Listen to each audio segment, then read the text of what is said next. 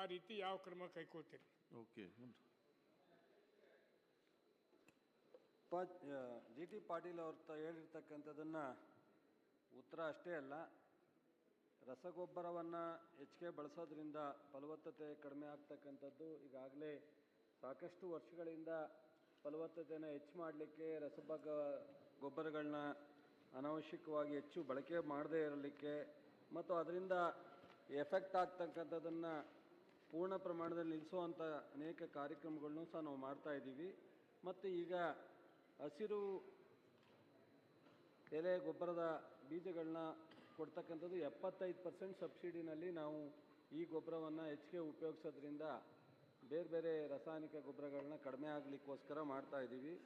ಅದರ ಜೊತೆಗೆ ಅವ್ರು ಹೇಳ್ದಂಗೆ ಟ್ರೈನಿಂಗ್ ಕೊಟ್ಟಿದ್ದೀವಿ. ಸಾಕಷ್ಟು ಕಡೆ ಜಿಲ್ಲಾ ಕೃಷಿ ತರಬೇತಿ ಕೇಂದ್ರದಲ್ಲಿ 486 39,044 ರೈತರಿಗೆ ತರಬೇತಿ, 43,551 ಆತ್ಮ ಕಾರ್ಯಕ್ರಮದಲ್ಲಿ ಟ್ರೈನಿಂಗ್ ಕೊಟ್ಟಿರೋದು, ಹೀಗೆ ಸಾಕಷ್ಟು ಟ್ರೈನಿಂಗ್ನು ಕೊಡ್ತಾ ಇದ್ದೀವಿ.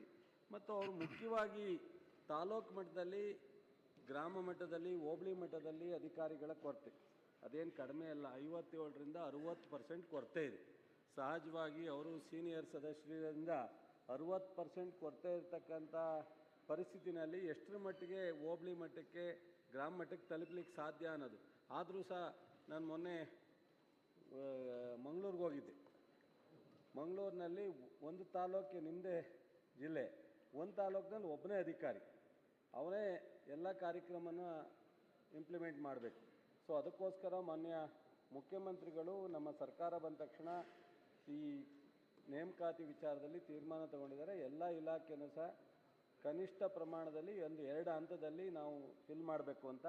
ಈಗಾಗಲೇ ನಾವು ಆರ್ಥಿಕ ಇಲಾಖೆ ಮುಂದೆ ಇದೆ ಪ್ರಪೋಸಲು, ಕೂಡಲೇ ಅದು ಫಿಲಪ್ ಆಗುತ್ತೆ. ಅದು ಸಹ ನಾವು ಸೀರಿಯಸ್ಸಾಗಿ ಗಮನ ಹರಿಸಿದ್ದೀವಿ.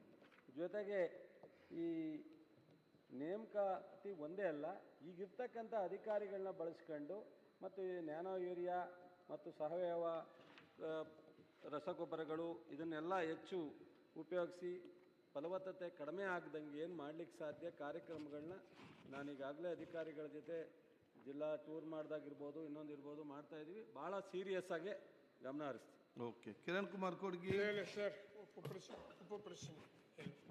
ಈಗ ಒಂದು ಕೃಷಿ ಇಲಾಖೆ, 2ನೇದ್ದು ನೀರಾವರಿ ಇಲಾಖೆ, 3ನೇದ್ದು ನಮ್ಮದು ರಸ್ತೆ. ಈ 3 ಮೈಲಿಗೂಲಿ, ಪಾಟ್ಕರಿ ಮತ್ತೇನು ಅಗ್ರಿಕಲ್ಚರ್ ಅಸಿಸ್ಟೆಂಟ್ ತೆಗೆದು ಇವತ್ತು ಎಲ್ಲ ಇಲಾಖೆಗಳು ಸಫರ್ ಆಗಲಿಕ್ಕೆ ಹತ್ತಿದಾವೆ.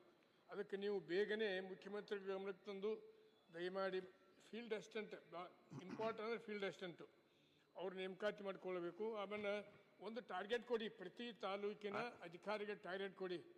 ಪ್ರತಿ ದಿವಸ ಎಷ್ಟು ರೈತರಿಗೆ ಹೋಗಿ ಭೂಮಿ ಫಲವತ್ತತೆ ಬಗ್ಗೆ ಮಾಹಿತಿ ಕೊಡ್ತಾರೆ, ಆ ಭೂಮಿ ಮಣ್ಣನ್ನು ಪರೀಕ್ಷೆ ಮಾಡಲಿಕ್ಕೆ ಏನು ಅವಕಾಶ ಮಾಡಿಕೊಡ್ತಾರೆ, ಅದನ್ನು ಟಾರ್ಗೆಟ್ ಕೊಡಿ ದಯಮಾಡಿ. ಅದನ್ನು ಮಾಡಿದಾಗ ಮಾತ್ರ ಸಾಧ್ಯ ಇದೆ. ಕೇವಲ ಇದು ಸಬ್ಸಿಡಿ ಹಂಚೋದಷ್ಟೇ ಅವ್ರ ಕೆಲಸ ಅಲ್ಲ. ಆ ಕೆಲಸ ಮಾಡ್ತೀರಿ ಅಂತ ನಾನು ನಿಮಗೆ ಒತ್ತಾಯ ಮಾಡ್ತೀನಿ.